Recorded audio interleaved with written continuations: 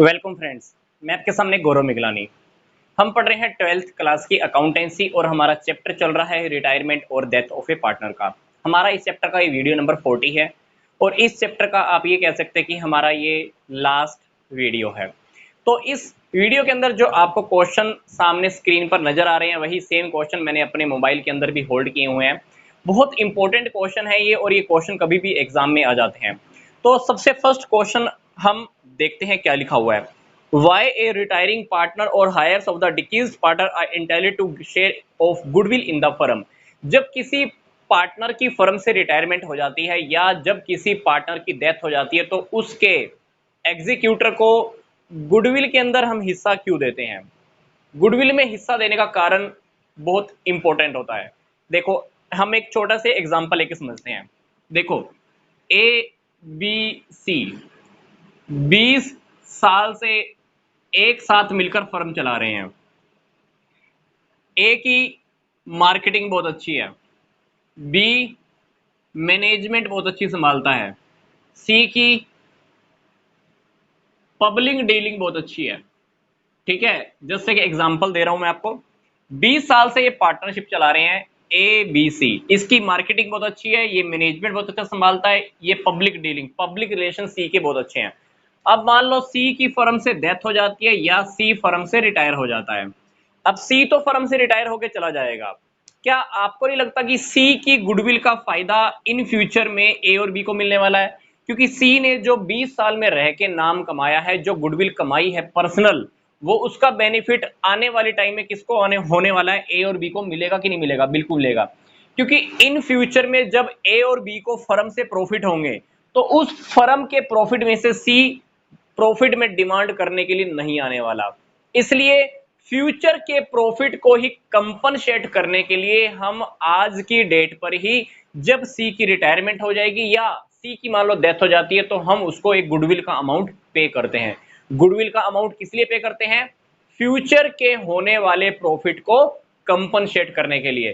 क्योंकि एक person firm के अंदर रह के बहुत नाम कमाता है, ये फर्म से चला जाएगा तो इसकी गुडविल का फायदा, इसके क्रिएट किए हुए पब्लिक रिलेशन, इसके जो भी पर्सनल कॉन्टैक्ट है, डेफिनेटली वो सारे के सारे लोग सी की रिटायरमेंट के बाद भी फर्म के अंदर ही इन लोगों से डीलिंग जरूर करने वाले हैं।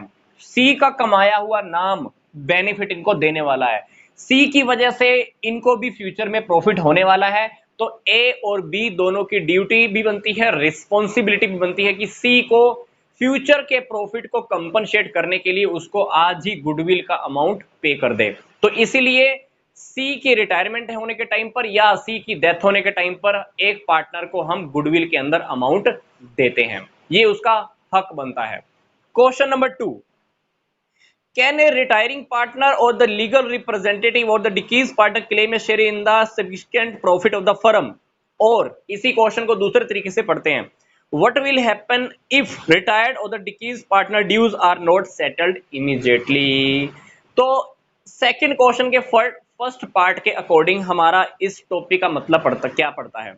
अगर किसी पार्टनर की मान लो फर्म से रिटायरमेंट हो जाती है या कोई पार्टनर मान लो फर्म से किसी की डेथ हो जाती है, पार्टनर की मान लो डेथ हो गई, तो क्या डेथ होने के बाद उसके लीगल रिप्रेजेंटेटिव को या किसी पार्टनर की मान लो रिटायरमेंट हो जाती है तो रिटायर होने वाले पार्टनर को क्या रिटायर होने के बाद भी फर्म में जो प्रॉफिट होगा क्या उस प्रॉफिट के अंदर भी उसको हक है हिस्सा लेने का या नहीं? इसी क्वेश्चन का दूसरा तरीका क्या लिखा हुआ है, व्हाट विल हैपन, क्या होगा इफ रिटायर्ड और the deceased partner dues are not settle immediately. अगर रिटायर होने वाले पार्टनर को रिटायरमेंट के टाइम पर हम उसको जितना अमाउंट देना था हम पूरा का पूरा पे नहीं करते हैं, या किसी पार्टनर की अगर डेथ हो जाती है तो उसके एग्जीक्यूटर को भी अगर हम अमाउंट इमीडिएटली फुल अमाउंट पे नहीं करते हैं तो उस केस में क्या होगा। सिंपल सी बात। सबसे पहली बात मैं आपको बता देता हूं, जब भी कोई रिटायरमेंट होता है या किसी पार्टनर की डेथ होती है तो फर्म का रिस्पॉन्सिबिलिटी बनता है कि उसको फुल अमाउंट पे कर दो। रिटायरमेंट के टाइम पर या पार्टनर की डेथ हुई है तो उसके पर्सनल उसका जो एग्जीक्यूटर होगा या लीगल रिप्रेजेंटेटिव होगा उसको आप फुल अमाउंट पे कर दो जितना भी उसका बनता है, सारी कैलकुलेशन करने के बाद। बट इन दैट केस अगर फर्म फुल अमाउंट पे नहीं करती है, इन दैट केस अगर फर्म फुल अमाउंट पे नहीं करती है तो सामने वाले पर्सन को दो चॉइस हैं, सामने वाले पर्सन के पास दो चॉइस हैं। पहली चॉइस उसके पास क्या है, जब तक उसको अमाउंट फुल पे नहीं किया जाएगा, जितना अमाउंट उसका बकाया रहता है उसके ऊपर उसको 6% इंटरेस्ट लेने का हक है। क्योंकि फर्म से तो रिटायर हो गया, मान लो रिटायरमेंट के टाइम पे उसके 2 लाख बनते थे, 2 लाख में से हमने 1 लाख तो कैश दे दिया, 1 लाख अभी भी रहता है, फर्म से वो तो रिटायर होके चला गया, तो उसका पैसा कौन यूज कर रही है, फर्म यूज कर रही है। किस तरह यूज कर रही है, लोन की तरह। तो फर्म का ड्यूटी है तो उस पैसे के ऊपर क्या पे करेगी, 6% इंटरेस्ट पे करने वाली है। मतलब रिटायरमेंट के बाद भी अगर वो बंदा अपना पैसा छोड़ जाता है फर्म के अंदर, तो फर्म उसके ऊपर 6% इंटरेस्ट देने वाली है, उस पर्सन को हक है। पहली चॉइस सामने वाले के पास क्या है, 6% इंटरेस्ट ले ले। दूसरी चॉइस क्या है, दूसरी चॉइस ये है कि वो प्रॉफिट के अंदर भी हिस्सा ले सकता है। रिटायरमेंट के बाद या डेथ होने के बाद भी फर्म के तो प्रॉफिट होने वाले हैं, तो फर्म के प्रॉफिट के अंदर भी उसको हिस्सा मिल सकता है। कितने अमाउंट में, उतने अमाउंट में जिस अमाउंट में उसने अपना पैसा छोड़ा हुआ है, उसके प्रोपोर्शनेट के अंदर उसको प्रॉफिट के अंदर हिस्सा मिलता है। फॉर एग्जांपल मान लो प्रॉफिट है, मान लो 1 लाख, ठीक है, तो 1 लाख के अंदर हम कितना हिस्सा देंगे, मान लो 3 पार्टनर हैं, तीनों पार्टनर की कैपिटल लगी हुई है, मान लो 1 लाख इसकी, 1 लाख इसकी, और सी की डेथ हो गई थी या सी की रिटायरमेंट हो गई थी, सी अपना पैसा छोड़ के गया 1 लाख रुपए। तो डेफिनेटली देखा जाए तो तीनों का बराबर बराबर है, 1 लाख इसकी कैपिटल लगी है, 1 लाख इसकी लगी है, सी की तो वैसे रिटायरमेंट हो गई थी, तो फर्म ने सी का कितना पैसा यूज किया है, 1 लाख रुपए। तो 1 लाख के अंदर सी को कितना मिलेगा प्रॉफिट के अंदर हिस्सा, 1/3 पार्ट, वो आपका बनेगा 33,333। ठीक है, मतलब फर्म से रिटायर होने के बाद भी या फर्म में से किसी पार्टनर की डेथ होने के बाद भी फर्म के जो बाद वाले प्रॉफिट होते हैं उसके अंदर भी उसको हक लेने का, प्रॉफिट में हिस्सा लेने का हक है। किस केस में, अगर हमने उसको सारा का सारा अमाउंट पे नहीं किया था रिटायरमेंट के टाइम पर या डेथ के टाइम पर, तो कितना प्रॉफिट के अंदर हिस्सा ले पाएगा, अमाउंट के प्रोपोर्शनेट के अंदर प्रॉफिट में हिस्सा वो ले सकता है। Question number 3, on retirement of a partner how is the profit sharing ratio of the remaining partner decided। अगर किसी पार्टनर की रिटायरमेंट हो जाती है या डेथ हो जाती है, तो डेथ या रिटायरमेंट होने के टाइम पर मान लो सी की यहां पर डेथ हुई, तो ए और बी नए प्रॉफिट शेयर रेशो को कैसे डिसाइड करेंगे, सिंपल सी बात, सी की तो डेथ हो गई या सी की रिटायरमेंट हो गई, अब इनकी मर्जी। तो ये नया प्रॉफिट शेयरिंग रेशो डिसाइड करते हैं म्यूचुअल अंडरस्टैंडिंग पे, म्यूचुअल एग्रीमेंट के ऊपर, ये आपस में ही डिसाइड कर लेंगे, ये इनके ऊपर डिपेंड करेगा। न्यू प्रॉफिट शेयरिंग रेशो के लिए कोई बड़ा कोई रूल रेगुलेशन नहीं है, वो दोनों पार्टनर्स के ऊपर डिपेंड करता है कि उनकी चॉइस क्या है, ये दोनों मिलकर ही new profit share ratio decide करते हैं।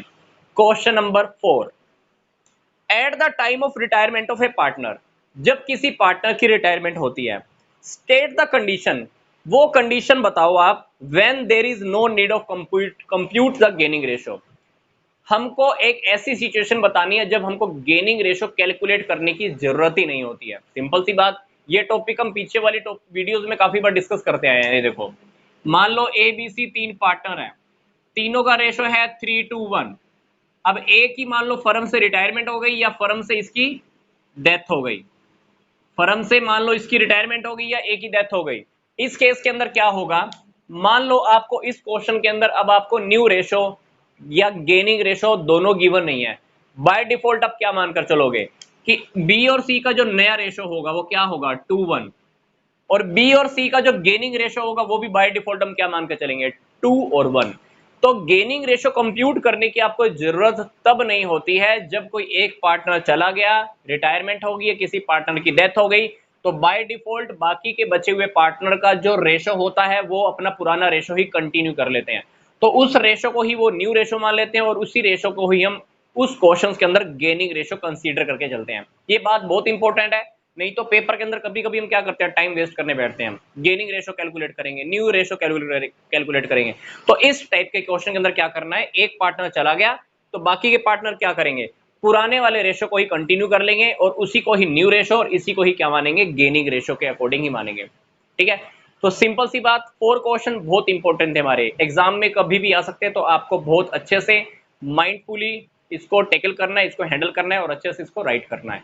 तो मिलते हैं जल्दी से नेक्स्ट वीडियो में। यहां तक का वीडियो देखने के लिए आपका धन्यवाद।